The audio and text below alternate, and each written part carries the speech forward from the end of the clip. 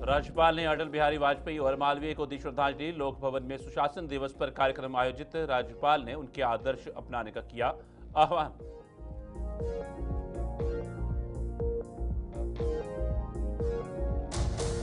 धर्मांतरण पर मुख्यमंत्री साय का बड़ा बयान। कहा, गरीबी और शिक्षा का फायदा उठाना नैतिक रूप से गलत। अवैध कन्वर्जन पर सरकार की सख्ती।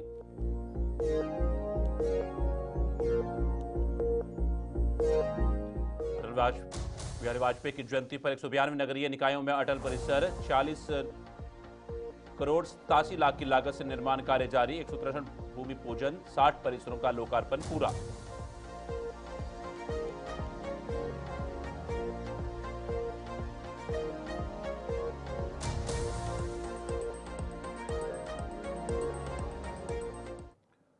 नमस्कार, छत्तीसगढ़ी खास खबरें देख रहे हैं आप सब। मैं हूं आपके साथ साहिल केरनी।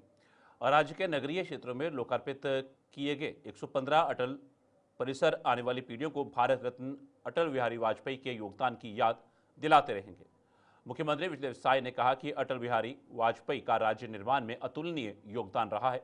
सीएम ने कहा कि अटल परिसर अटल जी के विचारों, मूल्यों और सुशासन की भावना को आगे बढ़ाने का माध्यम बनेंगे। पहले समस्त छत्तीसगढ़ की जनता की तरफ से उनको नमन करते हैं, उनको विनम्र श्रद्धांजलि अर्पित करते हैं। और उनकी जयंती के अवसर पर आज बड़ा सौभाग्य का विषय है कि हमारे प्रदेश के शहरी क्षेत्रों में और वो भी 115 जगह उनकी मूर्ति का अनावरण किए हैं।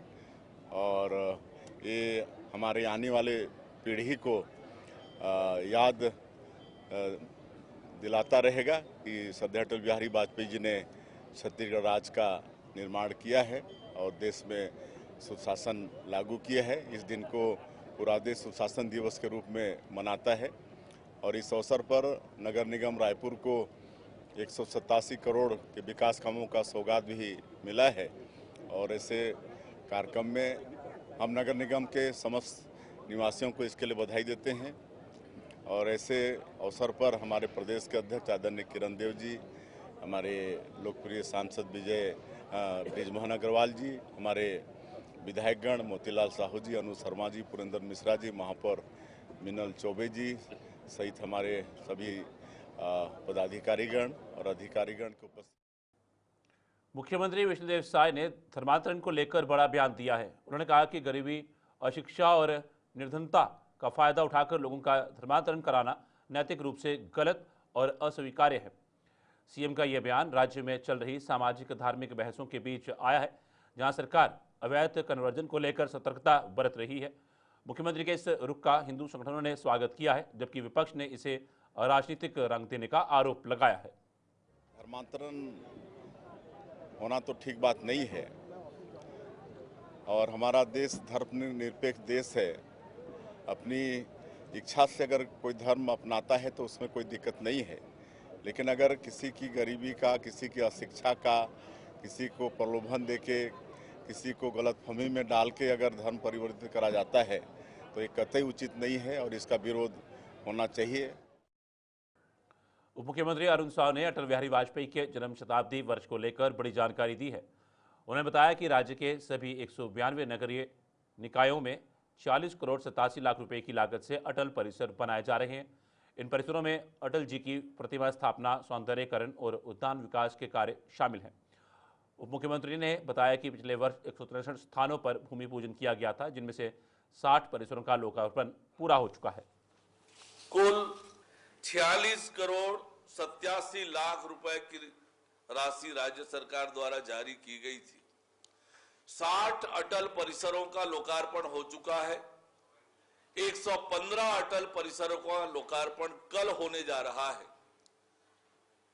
मुझे ऐसा लगता है कि ये कोई बड़ा रिकॉर्ड होगा किसी इतने बड़े महापुरुष का एक साथ 115 प्रतिमाओं का लोकार्पण शायद देश में और कहीं नहीं हुआ।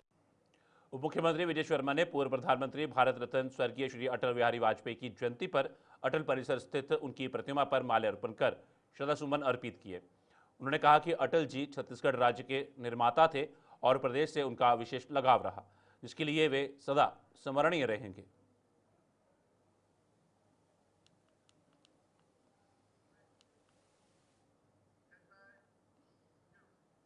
छत्तीसगढ़ के उप मुख्यमंत्री और गृह मंत्री विजय शर्मा ने अपने कवर्धा निवास में मीडिया प्रतिनिधियों से गृह विभाग द्वारा जारी गार्ड ऑफ ऑनर परंपरा समाप्ति आदेश पर विस्तृत चर्चा की। उन्होंने इसे पुलिस बल की कार्यक्षमता बढ़ाने वाला ऐतिहासिक कदम बताया, जो औपनिवेशिक काल की अनावश्यक औपचारिकताओं को समाप्त करता है। सामान्य दौरों में मंत्रियों और पुलिस अधिकारियों को अब सलामी गार्ड नहीं मिलेगा, लेकिन राष्ट्रीय समारोह में व्यवस्था यथावत रहेगी। जो विशेष प्रयोजन दिनांक जिन दिनों के हैं, 26 जनवरी है, 15 अगस्त है या शहीद दिवस है, अन्य ऐसे जो दिवस हैं, उन दिवसों पर जो परंपरागत परेड और सलामी की व्यवस्था है वो यथावत रहेगी। परंतु एक सामान्य प्रवास पर सेवा के लिए जो भारतीय जनता पार्टी नीति सरकार के मंत्री विभिन्न जिलों में जाते हैं, उन जिलों में फिर इस तरह की व्यवस्था नहीं होगी। इसके पीछे विभिन्न विषय हैं कि परंपरा कब की है, ये परंपरा कितनी प्रासंगिक है, कितनी उपयोगी है। इन सारी ही बातों के साथ यह भी है कि फोर्स का बड़ा हिस्सा इसमें लगा रहता है, क्योंकि सभी का प्रवास कहीं ना कहीं अनवरत होता है और फोर्स के बड़े हिस्से के लगे रहने के साथ साथ इसमें बड़ा परिश्रम भी होता है। इसकी आवश्यकता, इसका औचित्य भी विशेष नहीं है, इसलिए इस परंपरा को छत्तीसगढ़ में समाप्त किया गया है। पूर्व प्रधानमंत्री भारत रत्न अटल बिहारी वाजपेयी और महान शिक्षाविद पंडित मदन मोहन मालवीय के जन्म दिवस पर राज्यपाल रमन डेका ने श्रद्धापूर्वक नमन किया। लोक भवन में आयोजित कार्यक्रम में राज्यपाल ने दोनों महान विभूतियों के छाया चित्रों पर पुष्प अर्पित किए। राज्यपाल ने अटल बिहारी वाजपेयी को महान राजनेता, कवि और सुशासन के प्रतीक बताया। वहीं पंडित मदन मोहन मालवीय को शिक्षा जगत का प्रेरणा स्रोत बताया। कार्यक्रम में राजभवन के अधिकारियों और कर्मचारियों ने भी श्रद्धांजलि अर्पित की।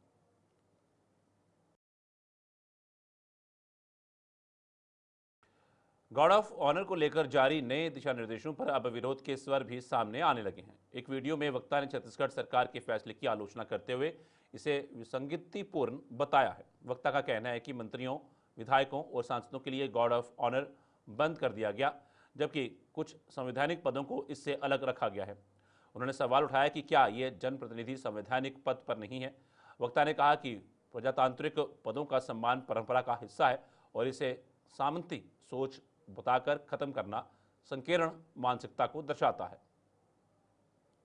ऑनर के संबंध में सरकार ने जो नया दिशा निर्देश जारी किया है, उसको देखने के बाद ऐसा लगता है कि सरकार मति भ्रम का शिकार है।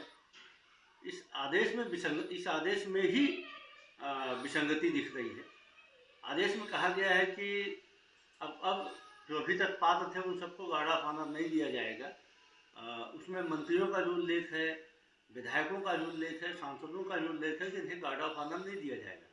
लेकिन साथ में यह भी लिखा है कि जो संवैधानिक पदों पर बैठे लोग हैं उनको गार्ड ऑफ ऑनर दिया जाएगा। तो क्या मंत्री, सांसद ये संवैधानिक पदों पर बैठे हुए लोग नहीं हैं, या फिर जो संवैधानिक पदों पर अभी तक नियुक्तियाँ होती रही है वो उनको सरकार अब संवैधानिक नहीं मान रही है? सरकार को यह स्पष्ट करना है। प्रदेश में अटल परिसर और अटल प्रतिमाओं को लेकर सियासत तेज हो गई है। कांग्रेस के संचार प्रमुख सुशील आनंद शुक्ला ने बीजेपी सरकार पर तीखा हमला बोला। उन्होंने कहा, अटल जी के नाम पर प्रदेश भर में परिसर बनाना और मूर्तियां लगाना शासकीय धन की खुली बर्बादी है और अगर अटल जी आज जीवित होते तो इस तरह जनता के पैसे के दुरुपयोग को कभी स्वीकार नहीं करते। सुशील आनंद शुक्ला ने कहा कि बीजेपी सरकार को अटल जी के नाम पर वृद्धाश्रम या गौठान शुरू करने चाहिए थे, लेकिन सरकार ने सौंदर्यीकरण के नाम पर करोड़ों रुपए खर्च कर भ्रष्टाचार किया है। अटल जी के प्रति इनको श्रद्धा रखनी तो उसके बहुत सारे कारण थे। कहीं वृद्धाश्रम बनवा देते अटल जी के नाम पे। अच्छा, जो प्रदेश में हजारों गौठान आपने बंद कर दिया, गायें सड़क पे मर रही भूखी प्यासी, उन गौठानों को ही अटल जी के नाम में चालू कर देते। अटल गौठान योजना नाम रख देते और कम से कम गायों की सेवा करते। लेकिन भारतीय जनता पार्टी की सरकार के पास विजन की कमी है। इस सत्ता आने के बाद ये शासकीय धन का दुरुपयोग लगातार कर रहे। टाटीबंध स्थित संत मैरी चर्च से फादर जॉर्ज मैरी क्लारेट ने सभी को क्रिसमस की शुभकामनाएं दी। उन्होंने कहा कि प्रभु यीशु स्वयं ईश्वर हैं जो मनुष्य रूप धारण कर हमारे बीच आए और आज भी इमानुअल ईश्वर हमारे साथ के रूप में उपस्थित हैं। फादर क्लारेट ने कहा कि क्रिसमस किसी एक धर्म का त्यौहार नहीं बल्कि ईश्वर के प्रेम, शांति और मानव भाईचारे का पर्व है, जो हम सभी को एक परिवार के रूप में जोड़ता है।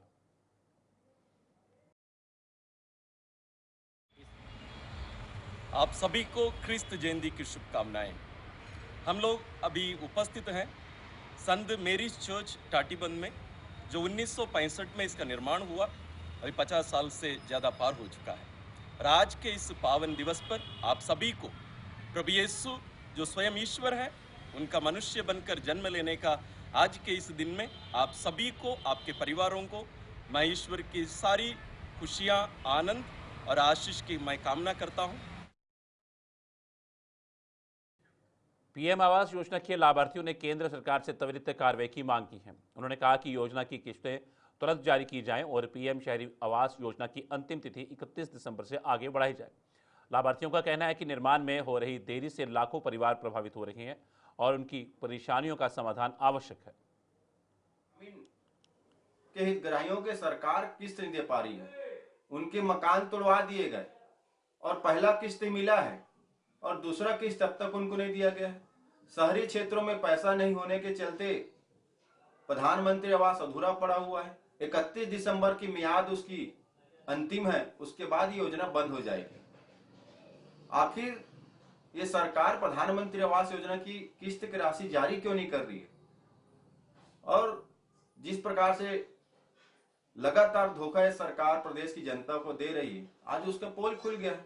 कांग्रेस पार्टी मांग करती है तत्काल प्रधानमंत्री आवास शहरी और ग्रामीण योजना के हितग्राहियों को पैसा जारी किया जाए और जो 31 दिसंबर की मियाद अंतिम तारीख है शहरी क्षेत्रों के लिए, उस तिथि को बढ़ाया जाए। उसके लिए सरकार को प्रयास करना चाहिए।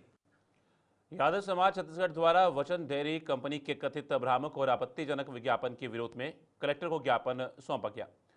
समाज ने खुले दूध के व्यवसाय को गंदा और स्वास्थ्य हानिकारक दर्शाने वाले प्रचार पर कड़ा विरोध दर्ज कराया। पीढ़ियों से पशुपालन और दुग्ध व्यापार से जुड़े समाज ने इसे बिना वैज्ञानिक आधार के बदनामी का प्रयास बताया है।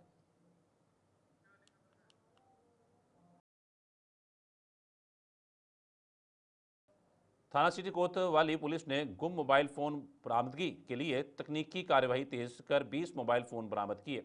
इनकी कुल अनुमानित कीमत 3,75,000 रुपये बताई गई।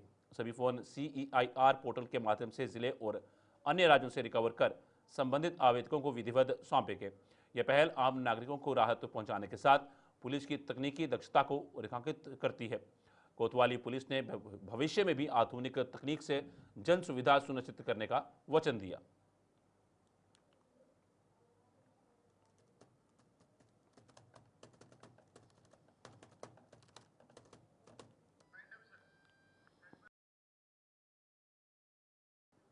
छत्तीसगढ़ी खास खबर में फिलहाल इतना ही। दीजिए इजाजत, नमस्कार।